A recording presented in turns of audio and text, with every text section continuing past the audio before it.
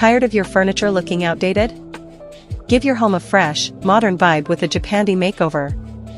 Learn how to transform old pieces into stylish and sustainable decor using simple techniques and budget-friendly materials. Or maybe you're just curious how some people manage to create that effortlessly calm, minimal look in their home without spending a fortune. Well, here's the secret: Japandi upcycling. In today's video, I'm taking you on a full apartment tour and showing you exactly how I transformed a few tired old furniture pieces into beautiful, functional Japandi-style decor. It's not just about saving money or being crafty. It's about embracing a design approach that values simplicity, intention, and sustainability. So if you're looking for inspiration to refresh your home, or maybe a step-by-step on your first upcycling project, you're in the right place. Let's start by talking about what Japandi actually is. It's a design fusion between Japanese minimalism and Scandinavian warmth. Think neutral tones, clean lines, natural textures, and a strong emphasis on functionality. What makes Japandi so special is the balance. It's calm but cozy, simple but still stylish. You won't find clutter or flashy decor here. Instead, Japandi interiors feel grounded, peaceful, and lived in the best way. The aesthetic usually combines earthy color palettes, raw or lightly treated wood, soft textiles like linen and cotton, and minimal furniture that serves a clear purpose. No fluff, just thoughtful design.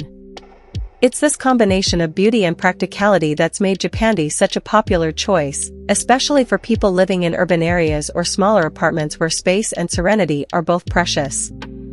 When I started planning my Japandi apartment refresh, the first step was hunting for the right furniture to upcycle.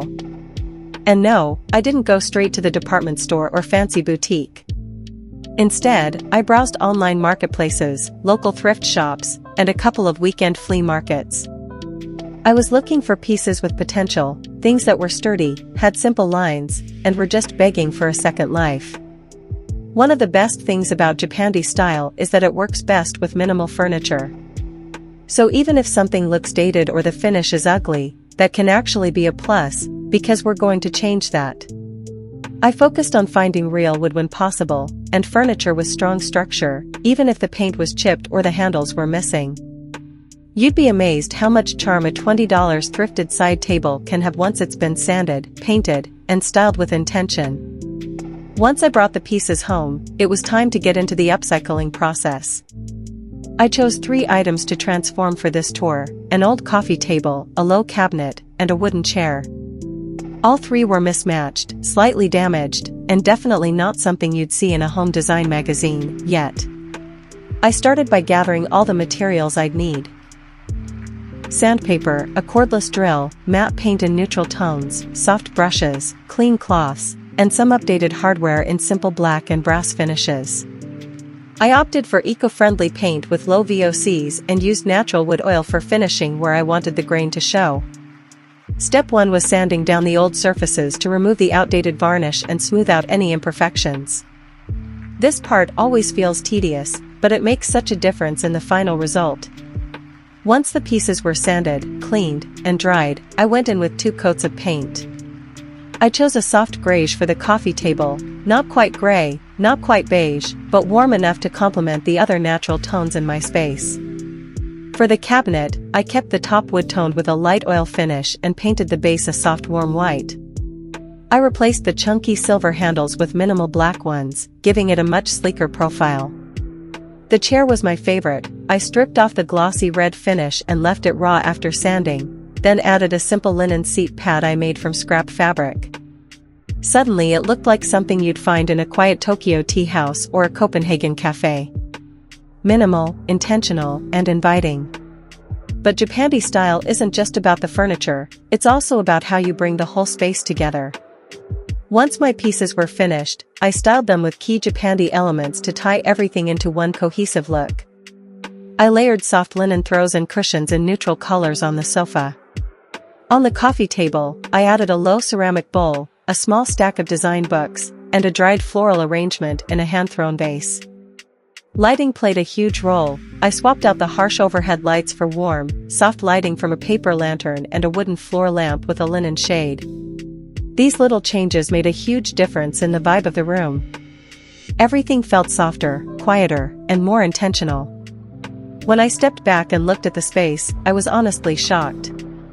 The apartment didn't feel like a random collection of second-hand finds anymore. It felt like a calm, curated home that reflected my personality, grounded, minimalist, and peaceful. The transformation wasn't expensive. It wasn't complicated. But it was meaningful. By upcycling and embracing Japandi principles, I gave my home a story, a second life. Each piece feels earned. Like it belongs. And that's something you can't buy off a shelf. Now, I know not everyone has time or space for huge DIY projects. But even starting with one small upcycled piece can bring that Japandi feel into your space. Maybe it's a side table you repaint and restyle. Maybe it's just changing the hardware on an old drawer set and adding a linen runner. The key is to keep it simple, stick to a natural palette, and choose function over fuss. You don't need to fill every corner. Japandi loves negative space. Let your home breathe. Let your eyes rest. And if you're wondering whether you need fancy tools or professional skills, the answer is no. I'm not a designer or a carpenter. I just love making spaces feel like home. And with Japandi upcycling, anyone can do that. It's one of the most approachable styles out there. It's forgiving. It's relaxed. And most importantly, it's sustainable. In a world where we're constantly encouraged to buy more, Japandi teaches us to cherish less, but better. That, to me, is the real beauty of it. So, as you're watching this apartment tour, I hope you're not just thinking about what I did, but imagining what you can do. Is there a piece in your home that could use a refresh? Maybe something you were about to throw out that could actually become the centerpiece of your room? Get inspired, get creative, and most of all, have fun with it. Your home doesn't have to be perfect, it just has to feel like you.